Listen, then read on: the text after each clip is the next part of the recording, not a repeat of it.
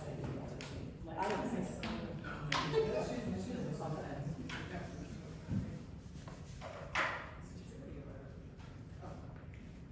I'm not looking back at time, but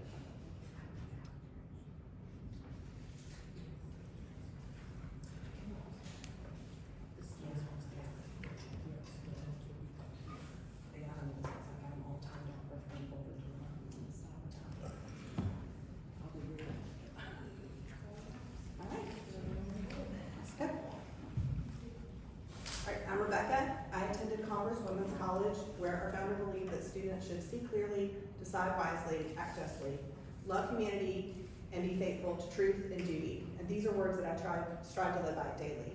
Since I was 10, I believed I was called to public service. I said I was going to go to law school, I was going to be South Carolina's first female governor, and the spark of that never left me, even when the path did not, it kept changing. And so in college, I joined a leadership program for women. I trained in Army ROTC, I interned for Senator in Washington and for a Title I school, and studied abroad, living on a kibbutz in Israel and working on archaeological excavations. I realize now that these are my first acts of public service. After being medically discharged from the Army senior year of college, I declined a job with the Senator, and I took my first job as a street-level bureaucrat in South Carolina law enforcement. That's where I saw how good people are caught in systems designed sometimes to work against them. After September 11th, I got married, became a mom of 3, moved 14 times in 20 years, 6 states, 3 Central American countries. My career did not follow a straight line. Our family's motto is improvise, adapt, overcome. I've been told my spouse should run for office, that I'm too ambitious, and that jobs like Foreign Service Officer are too hard for me because you have to be really smart. And when I was at West Point, I was military spouse of the year, and I met other spouses, and they were shaping policy and investing in their communities, and I finally felt seen. I applied for jobs when my spouse retired, but the systems couldn't see my story. They saw gaps, too many titles, and too little time in one place. They didn't see the innovative ways I found to work. They weren't just jobs to fill a resume.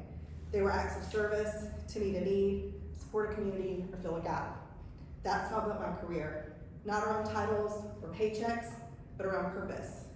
And hiring systems overlooked people like me, but our MPA HR class taught me how to advocate for change, and that inclusive hiring isn't charity, it's strategy, it's equity. And eventually I saw the thread. Every role, every move, it wasn't random, it was purposeful. Those experiences didn't lead me to law school, they led me here to the MPA program. Some things are worth the wait. I wouldn't have fully understood the value of MPA if I'd earned it right after college. This wasn't about finding myself, this wasn't about starting over. I know who I am. Was positioning myself to lead with credibility and voice. The MPA gave me tools, new academic language, and clarity. Now I can back up the work with data, framework, policy, confidence, to use my voice, to change broken systems, not to react to them. To my classmates, we've all written the NASPA competencies to prove we've learned them. You don't need me to explain them to you, I hope you know them.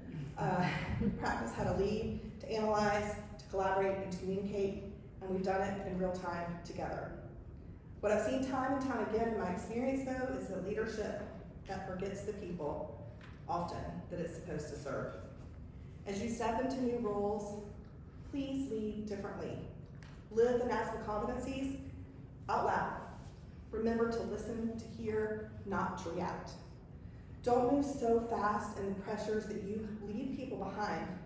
Remember that just because a process is equal, it doesn't mean it's fair. Equity takes time. Take the time. Accessibility isn't always obvious. If someone needs to work 2 jobs to ride a bus, or to ride a bus for 2 hours to get to class or work, that doesn't mean they're unprepared. It just means the system isn't prepared for them. Adapt, be human, have empathy. Serve with compassion. Adapt with equity in mind. It doesn't take too much to meet people where they are. It takes intention and humility. Stay open to learning, keep trying. It will be hard. My Aunt Joanne was legally blind when she was born, and Willie Mae lived 99 years in the same rural town. She didn't have a photo ID. Today's policies keep people like them from voting. Through the MPA, I came to learn that their struggles weren't just personal hardships, they were policy failures. Public service must mean all public. So other degrees might have trained us to work with the system, but MPA trained us to question it, reshape it, and lead in ways that matters. We're not just ready, we're needed. I'm open to what comes next, but I hope it involves advocacy, community engagement, policy change, and protecting democracy. To my classmates, thank you. I learned as much from your shared experiences as I did from textbooks. The MPA degree culminates years of public service, public growth, and lived experiences. If you ever see my name on a ballot or job application, I hope you'll remember my story and choose me.